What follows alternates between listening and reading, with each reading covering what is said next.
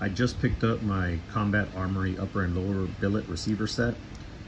I paid under $100 for these. They were on special for, I believe, $75 or $79.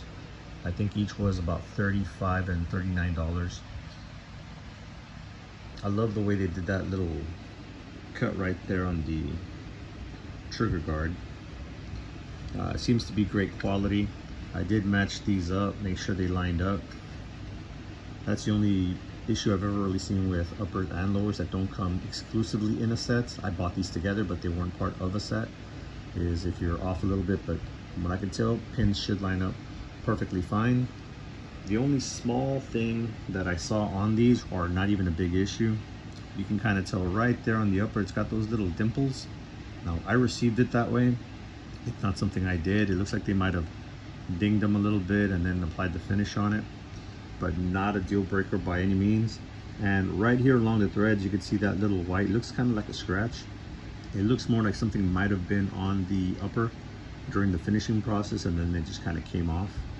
But again, nothing that's going to be an issue.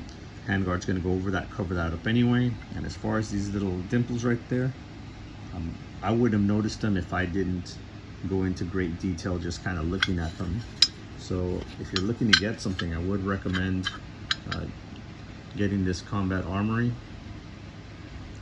I would have liked to have seen the third option for the selector switch, even if it's not legal at the moment to modify these or install one, but just for the overall look. But again, for the price, really can't complain. I do have a bolt carrier group coming in from them. I paid $49 for it. So I'm gonna try to make this a nice build on a budget.